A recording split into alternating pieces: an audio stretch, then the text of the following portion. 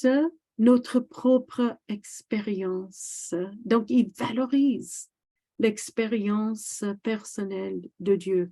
Donc, on interprète les Écritures à travers ces trois autres pistes pour arriver à une foi qui est bien fondée, bien réfléchie, qui se situe dans le christianisme et qui valorise aussi l'expérience du croyant.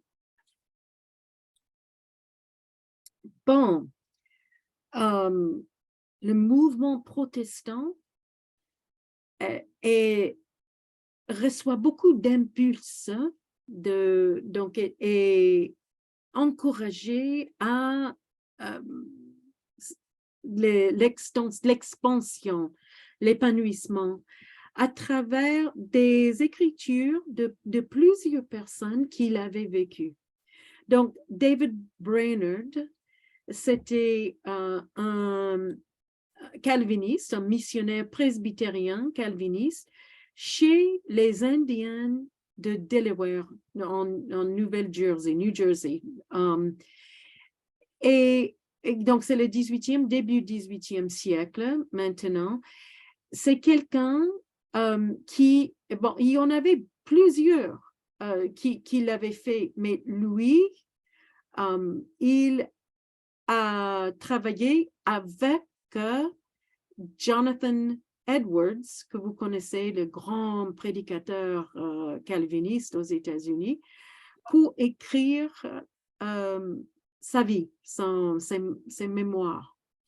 Et ça a été publié en Écosse. Intéressant, les deux sont en Amérique, mais ça s'était publié en Écosse et a influencé beaucoup et l'Écosse et l'Angleterre et l'Amérique, les Amériques. OK, nous sommes là déjà au 18e siècle. Il faut parler des mouvements de réveil.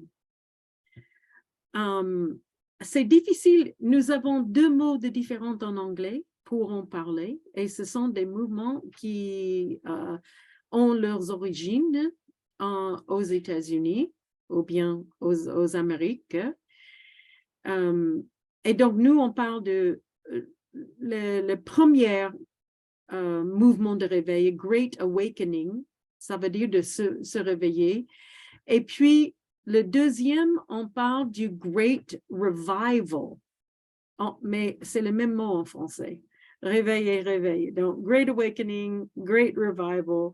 Moi, j'ai souligné cette autre désignation, Nouvelle Lumière, parce que les gens, ceux qui suivaient qui étaient dédiés au premier réveil au 18e siècle, s'appelaient aussi les Nouvelles Lumières. Et alors, David Brainerd, qui avait écrit ses mémoires, faisait partie de ce groupe Nouvelles Lumières. Les Nouvelles Lumières étaient très marquées par la prédication très forte, on parle de feu et soufre, du calviniste Jonathan Edwards. Donc, pour convertir des personnes, il fallait vraiment aller vers eux et inciter des émotions.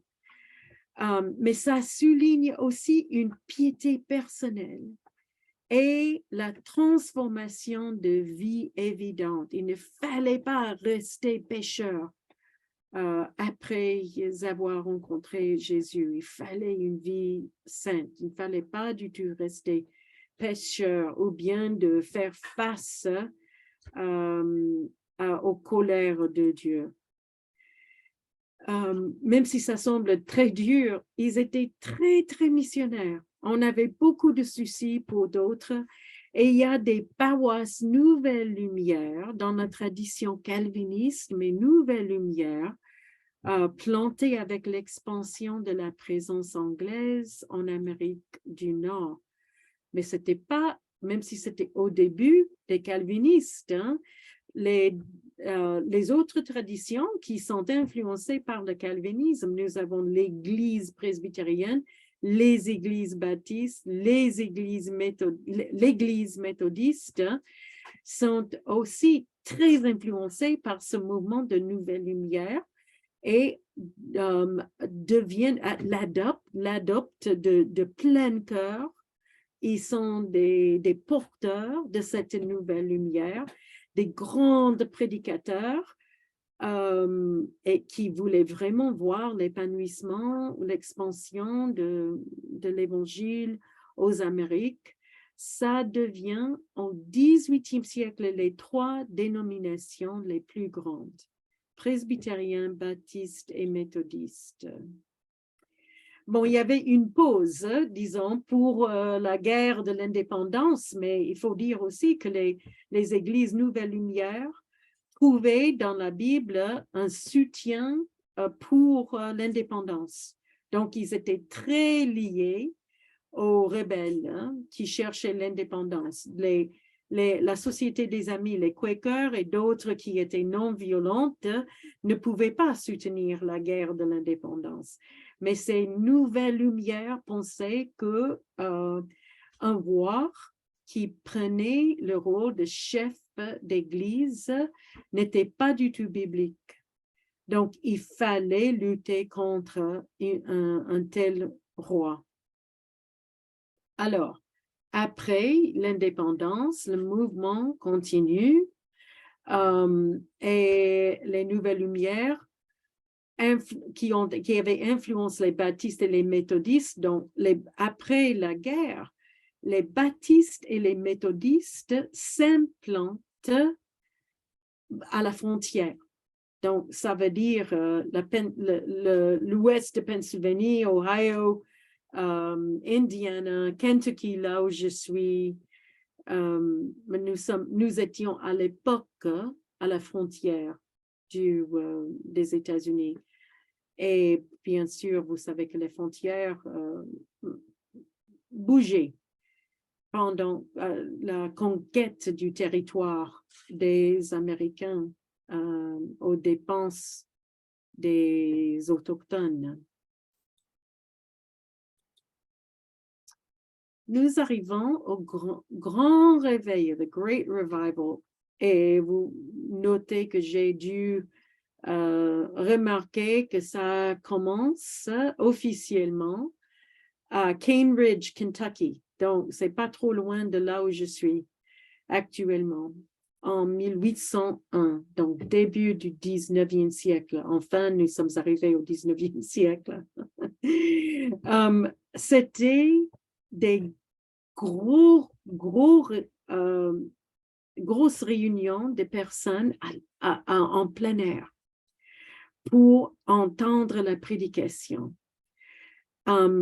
Et même plus que l'expression du Great Awakening, donc le réveil du 18e siècle, du 19e siècle, c'était l'expérience personnelle transformatrice avec le Seigneur, que Jésus entre dans votre cœur.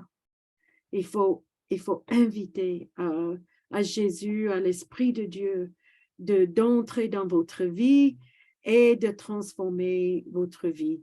On souligne aussi la vie de fidélité au Christ sous la direction des Écritures et l'Esprit de Dieu. Donc, nous avons les Écritures qui sont autoritaires, mais aussi l'expérience. L'expérience est primordiale.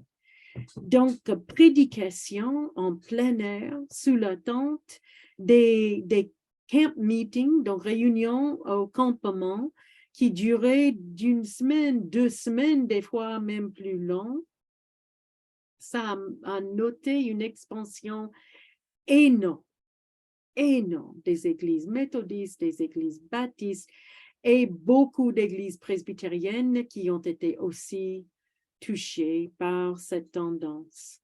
Chez des églises méthodistes et baptistes et presbytériennes aussi, on avait le mouvement des écoles de dimanche. Écoles de dimanche qui n'étaient pas pour les petits, mais qui étaient pour les grands. Les petits aussi, hein, après le moment, mais école de dimanche qui était un peu comme nos cellules, hein, là où il n'y avait pas d'église, et puis même après qu'il y avait d'église, enseigner la Bible, c'était tellement important et de considérer comment la Bible s'appliquait à votre vie. C'était ça, l'école de dimanche. Et des fois, même dans beaucoup de villes à la frontière, il y avait une école de dimanche qui était animée par des méthodistes et des baptistes ensemble, pas encore développés dans des églises de différentes. Donc, il y avait d'abord une école de dimanche et les méthodistes et les baptistes contribuaient, des itinérants. Et puis, donc, après un peu, peut-être on va créer des églises plantées, églises baptistes, églises méthodistes, mais les deux mouvements étaient très intermêlés à l'époque. Une chose qui est très, très importante, c'est l'établissement et la croissance des églises noires pendant cette époque aux États-Unis. Des églises, des personnes qui avaient été mises en esclavage, mais aussi des libérés. On a au nord des églises noires, des personnes libérées, et au sud, des églises noires, des personnes dans l'esclavage. Et ces églises ont été beaucoup influencées par le grand réveil. Donc, cette question de valorisation de leur propre expérience de l'Esprit de Dieu, une expérience que personne ne pouvait nier, qui était aussi importante que l'expérience qu'avaient les Blancs, et la capacité d'étudier, de comprendre les Écritures eux-mêmes, même s'ils ne pouvaient pas écrire ni lire, mais d'entendre la prédication de ceux qui pouvaient lire et écrire, d'apprendre les Écritures par cœur. Donc, très, très important pour l'évolution du protestantisme et aussi pour le mouvement abolitionniste après. Donc, on arrive à William Carey. William Carey, c'était un baptiste qui avait un souci pour des efforts missionnaires. Il était en Angleterre, non aux États-Unis.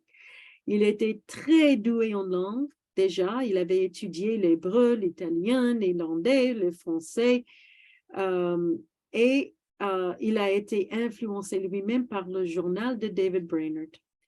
Alors, il commence à lutter vraiment en Angleterre pour un effort missionnaire. C'est dans ce contexte, en 1786, au cours d'une réunion de pasteurs, il prêche son évangile de la nécessité de la mission et le devoir des chrétiens d'annoncer l'évangile à tout le monde. Il y avait le père du pasteur qui l'avait baptisé. Lui a rétorqué, « Jeune homme, asseyez-vous. S'il plaît à Dieu de convertir les païens, il n'a pas besoin de vous. » Donc, calviniste, traditionnaliste de son côté. Mais il n'était pas du tout découragé. Il a publié l'enquête sur le devoir qu'ont les chrétiens de se donner les moyens de convertir les païens. Très joli comme nom. Cette proclamation, son appel à la proclamation de l'Évangile a 87 pages. C'était très cher pour le publier, mais il a trouvé un financement pour le publier. Il était il avait été très lu à l'époque. Ça avait beaucoup d'intérêt de ce document. Dans ce document, il présente les fondements doctrinaux. Il fait un rappel historique de l'activité missionnaire depuis l'Église primitive jusqu'à David Brainerd et John Wesley. Et il donne des statistiques sur l'implantation des religions à travers le monde, ce qui est très intéressant de lire maintenant, de voir. Et enfin, c'est un appel à la constitution d'une société missionnaire baptiste, comme il était baptiste. Alors, je voulais que vous voyiez un tout petit peu son analyse de l'évangélisation. D'abord, si nous regardons en Europe, c'est intéressant que en France, nous avons des catholiques, des déistes et protestants. Mais en Irlande et en Espagne et en Portugal, ils préfèrent d'appeler les catholiques des papistes. Hein? Donc, vous pouvez voir comment ils constatent, c'est en anglais, mais je crois que vous lisez un peu l'anglais, la situation en Europe. Oui, je voulais toucher un tout petit peu là où nous sommes. L'Égypte, en Égypte, il y a des Juifs et des Mohammedans, donc des musulmans. Il ignore, il semble, la communauté chrétienne copte qui est quand même un peu important en Égypte, de Nubia qui est Libye, et il dit pareil, mohammédien et juif. Et puis Barbarie, ça c'est nous, n'est-ce pas? Barbarie, mais aussi l'Algérie et Tunisie. Donc Barbarie, c'est nous, le Maghreb, comme nous on dirait. Donc des musulmans, des juifs et des chrétiens ensemble, ils notent. Je voulais que vous voyiez aussi son constat de l'Afrique. C'est intéressant. Vous pouvez peut-être me dire où ça se trouve. Parce que abyssinien, je sais que ça, c'est l'Éthiopie. Et puis, nous avons Congo et Angola. Ça se voit. Mais est-ce que quelqu'un peut clarifier pour nous tous, c'est où le bilédulgéride? Vous savez de quoi il parle? C'est une vraie question, si vous savez. Oh, puis, Sahara, c'est le désert, c'est le Sahara. Intéressant. Abex. Abex? C'est quoi Abex? Négroland, est-ce que ça c'est le Soudan? Luango. Luango, c'est où? Luango, c'est au Congo, ce qui est devenu une partie du Congo-Brazzaville aujourd'hui. Oh, le Congo, le Congolais de Brazza peut nous élucider. Merci beaucoup, Jérôme. Bengula, est-ce que vous savez c'est quoi Bengala? Mataman, Agent. Ah, Zanzibar, c'est peut-être Zanzibar. Mono et Mugi, je sais pas. En tout cas, il avait je ne sais pas d'où il a tiré ces informations, mais il était très zélé. Donc, il a développé cette société missionnaire baptiste, société dénominationnelle, mais il faut rappeler que les baptistes sont congrégationalistes. Hein? Donc, il n'y avait pas une autorité centralisée. Alors, ce sont des associations des églises baptistes qui se joignent pour les efforts missionnaires. Et en fait, par exemple, Southern Baptist Convention, les conventions, on les appelle des conventions maintenant des baptistes, ou bien American Baptist Churches, sont tous nés du souci de la mission. Autrement, ils resteraient complètement indépendants. Bon, ils font beaucoup d'autres choses maintenant. Ah oui, je note aussi que une église baptiste peut participer dans plusieurs associations ou congrégations, d'associations ou groupes des baptistes. On n'est pas limité à une seule participation. Dans mon église, ma paroisse locale participe à Communion des baptistes coopératives et l'Alliance des baptistes et les églises baptistes américaines du Sud, qui est majoritairement église historiquement noire. Les autres sociétés missionnaires de l'époque auront aussi ce caractère associatif et non ecclésial. Alors, est-ce que j'ai sauté? Non. Carey a eu beaucoup de succès en Inde. Donc, et lui, il a adopté le modèle de fabrication des tentes, de subvenir à ses propres besoins pour financer son travail, même s'il y avait aussi un soutien de l'extérieur. Il a appris le bengali, il a traduit le Nouveau Testament en bengali, et puis il y a pendant sa vie plus que 700 personnes qui se sont converties. Il a beaucoup de coopération avec d'autres missionnaires luthériens. Il est baptiste, mais il a une coopération avec les luthériens du Suède, du Danemark. Quand sa femme anglaise meurt de la dépression, il se marie encore une fois avec une autre missionnaire danoise.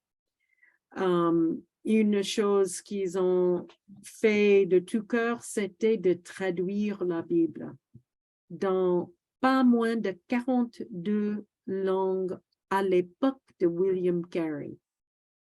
Pendant sa vie, 42 langues et dialectes, y compris le sanskrit. Et en 1818, les missionnaires fondent le collège de Serampore qui devient faculté de théologie et qui forme toujours, jusqu'à ce jour, des ministres pour les églises indiennes. C'est ouvert à tous, ce n'est pas exigé qu'on soit indien, mais on ne considère pas dans leur programme de fondation ni de dénomination, ni de caste. Donc, on a des intouchables dans le système de caste indien qui étudiaient, même au 19e siècle, avec des brahmanes. Donc, l'évangile était vraiment quelque chose qui égalisait les êtres humains.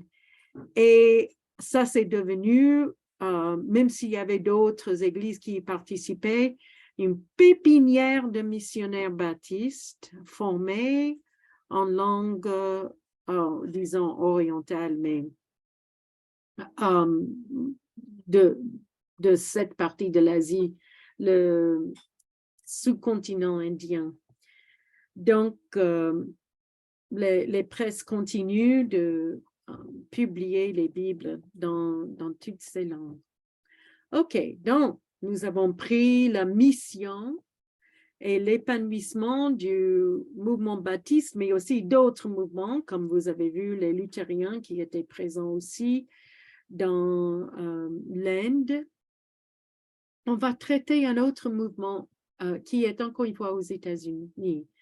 Les États-Unis sont devenus, pour le protestantisme, une terre très fertile qui a produit beaucoup de dénominations protestantes. Impossible de les traiter tous, mais on va parler des mouvements en général. Et donc, j'arrive au campbellisme, qui est un mouvement de retour au christianisme primitif évangélique. Alors, Alexander Campbell est issu de l'Église presbytérienne en Écosse, très calviniste, mais en s'opposant au baptême des enfants, il quitte l'Église et il va en Pennsylvanie, aux États-Unis, en 1840.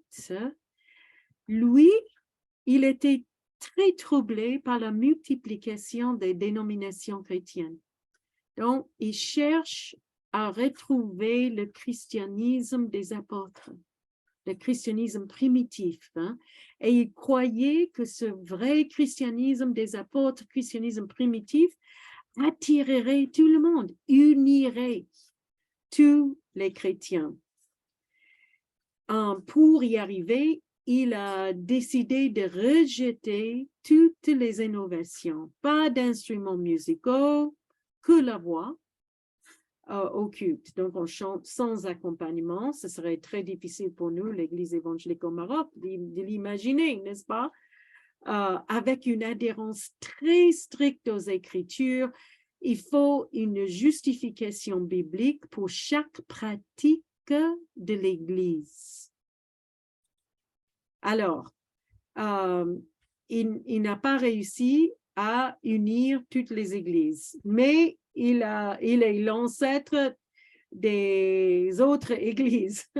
Il a contribué à la multiplication des dénominations, les églises du Christ et les églises disciples de Christ qui sont maintenant en communion avec United Church of Christ, les congrégationalistes, dans la mission. Et Peter McCarry, dont j'ai parlé auparavant, le groupe qui va nous envoyer le couple pour Agadir et qui nous a envoyé Fritz et Manuela, Tyler, avant d'eux, ce sont Global Ministries de Disciples of Christ et de United Church of Christ. OK. En même temps, nous avons ce mouvement, cette activité aux États-Unis. En Europe, nous avons le bourgeonnement comme des champignons des sociétés missionnaires. Après les baptistes, pendant la fin du 18e, tout le 19e siècle, vous voyez qu'il y a ces sociétés des missions à Londres, aux Pays-Bas, aux États-Unis, à Bâle, en Suisse, Société missionnaire de Paris. Ça c'est très important pour nous parce que la SMEP devient le DFAP après, qui existe toujours. Mais c'est une coopération c'était dès le début, coopération entre plusieurs églises protestantes pour la mission, pas une seule église protestante. Nous avons les missions de Berlin, les missions de Suède, les missions d'Allemagne du Nord, non de toute l'Allemagne, mais d'Allemagne du Nord, qui sont hyper luthériens, et les missions de Norvège qui se produisent. Alors, nous voyons ces sociétés sont interconfessionnelles. Et ils ne sont pas établis par des églises, mais par des enthousiastes dans plusieurs églises par la mission. J'ai déjà parlé des FAP. Plusieurs sont également supranationales, comme la mission de Bâle, qui regroupe des Suisses, des Allemands et des Français, même au 18e siècle, fin 18e siècle. Mais les grandes églises fondent également leur propre société de mission. Nous avons le Church Missionary Society de l'Église anglicane en 1799, les méthodistes en 1813, les baptistes des États-Unis, parce que William Carey, c'était des baptistes d'Angleterre, vous vous rappelez, les baptistes des États-Unis, 1814, les presbytériens d'Écosse, 1825, luthériens d'Allemagne. Après les Allemands du Nord, en 1836, et la Société de Leipzig. Alors, nous avions eu les sociétés coopératrices entre plusieurs églises. Nous avons eu des sociétés de mission des églises et maintenant nous avons des sociétés para-ecclésiales. Donc, ce n'est plus plusieurs églises ni une seule église, mais des sociétés missionnaires qui ciblent une région ou une autre et qui regroupent des enthousiastes sans essayer d'avoir une identification, quoi que ce soit, avec une église. Donc, interconfessionnel, plurinationaliste. Nous avons d'abord la mission à l'intérieur de la Chine, puis la mission à l'intérieur du Soudan, qui n'était pas uniquement le Soudan, mais aussi l'Afrique de l'Est et l'Afrique centrale.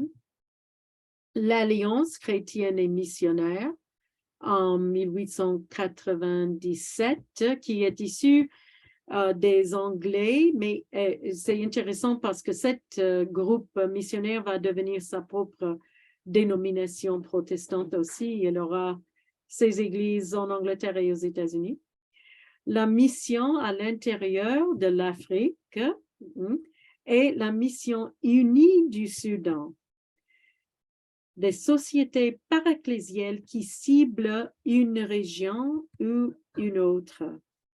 Donc, ces sociétés missionnaires favorisent la création des nouvelles églises indépendantes en Afrique, en Asie, en Amérique latine, qui sont issues du protestantisme et les principes du grand réveil, mais qui ne sont pas forcément affiliées strictement à une dénomination traditionnelle.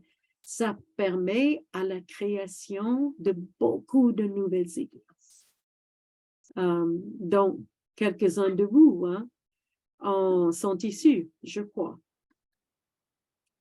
Je vais revenir maintenant à Edinburgh, en Écosse, les calvinistes d'Écosse, qui s'intéressent quand même beaucoup à la mission et qui ont invité des personnes de partout dans le monde de venir participer à une conférence mondiale des missions. C'était en fait l'ancêtre du Conseil œcuménique des Églises qui est né de cette conférence. Mais c'était vraiment une question de l'importance de s'organiser ensemble pour l'évangélisation du monde entier. La première question, c'est quelle sorte d'homme faut-il envoyer pour mettre la main à cette tâche? Première question. Donc, formation des missionnaires. Et quelle sorte d'église faut-il pour les envoyer? Donc, quelle sorte de structure ecclésiale? Donc, personne et puis structure ecclésiale évoquée à Edinburgh. Alors, on a accentué les missionnaires et la formation des missionnaires d'abord. Première priorité, c'était des personnes. Donc, les jours après, c'était l'Église qui les envoie. Comment structurer une base de départ du monde chrétien. Et leur mission, c'était conçu comme vraiment mission spirituelle. Sauver des âmes et planter des églises. Beaucoup plus de questions pragmatiques que théologiques. Vraiment pas de questions théologiques profondes posées à l'époque. La seule chose qui semble manquer, c'est des ressources humaines et financières. Et la notion d'église missionnaire a un peu intéressant, c'est peut-être pas trop logique, mais ça devient une notion individualiste. Il s'agit de devenir un instrument dans le but d'envoyer des individus pour convertir un par un et réunit des convertis individus. Donc, ainsi de christianiser le monde non chrétien. Donc, c'est hyper personnel, individualiste. Et c'était aussi une vision spirituelle qui n'était pas officiellement trop concernée par des réalités sociales. Or, les réalités sur le terrain vont changer cette perspective parce que les réalités sociales vont vraiment hurler aux oreilles des missionnaires. Donc, nous voyons que aux États-Unis, cet esprit de Edinburgh était vraiment reçu avec beaucoup d'enthousiasme. En 1914, les États-Unis fournissent la moitié des ressources du personnel missionnaire protestant. Déjà, 1914. Mais en 1960, les États-Unis fournira les 2/3 des ressources et du personnel missionnaire protestant. OK, mais en même temps, et sur les terrains dits missionnaires, et aux États-Unis, en Angleterre, en Europe, les réalités sociales commencent à se manifester très fortement et demandent une réponse et théologique et pratique. Ça, déjà, il y avait des soucis à Edinburgh, mais après la Première Guerre mondiale, qui a vraiment dévasté, comme les musulmans ici au Maroc parlaient des chrétiens au nord qui se battaient entre eux pour les 2 guerres mondiales. Mais c'était évident que c'était des chrétiens qui l'avaient mené, c'était des chrétiens qui qui ne s'entendaient pas, qui n'avaient pas l'esprit d'unité, ni l'esprit de Christ. Donc, un témoignage, un contre-témoignage qui était évident à tout le monde. Et donc, Walter Rauschenbusch, qui est baptiste à New York, a commencé à écrire et à prêcher.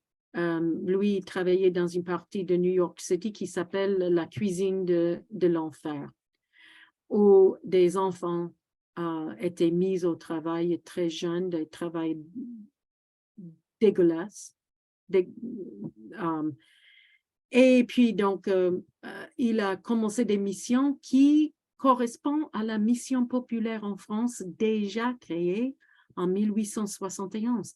Les protestants français avaient déjà un souci avec tous ces mouvements des ouvriers en France. Donc, les protestants en France étaient en avant. Mais ce mouvement a pris beaucoup de ferveur après l'arrivée des ouvriers aux États-Unis après la guerre également. Il y a une augmentation d'émigration d'Europe aux États-Unis, une autre après la guerre, la Première Guerre mondiale. Donc, Walter Rauschenbusch, ce qu'il disait, c'était qu'il fallait prêcher avec la Bible dans une main et le journal dans l'autre.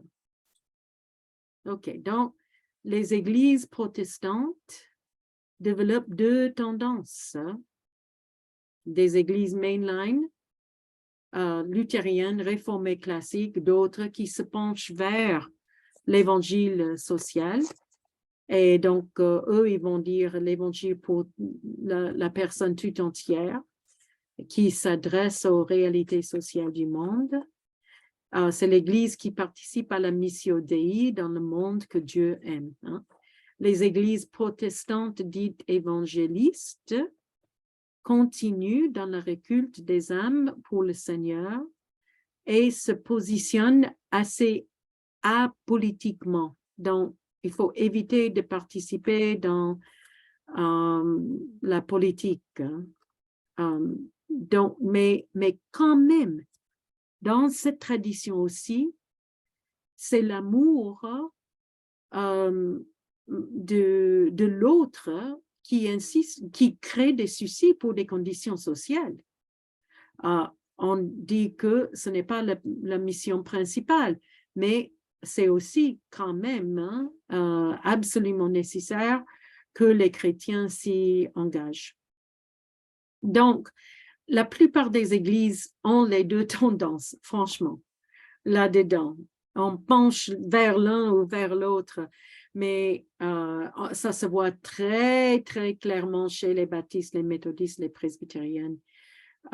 Les deux tendances sont toujours évidentes.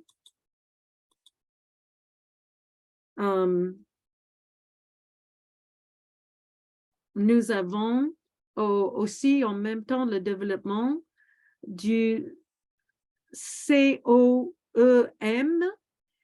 le Conseil œcuménique des Églises mondiales, qui est né de Edinburgh. Et le COEM apporte les deux tendances au début, missionnaire, mais surtout le côté social après des évolutions des mouvements. Et également, le côté qui souligne la coopération entre Églises pour d'autres buts à part la mission, c'est-à-dire pour se comprendre et pour la théologie, surtout après la Deuxième Guerre mondiale, parce qu'il y a ça a provoqué une réflexion théologique profonde, y compris la compréhension de l'Église, c'est quoi l'Église, c'est quoi la mission.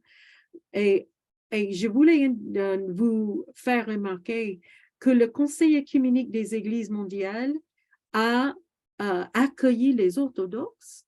C'était au début des protestants, mais a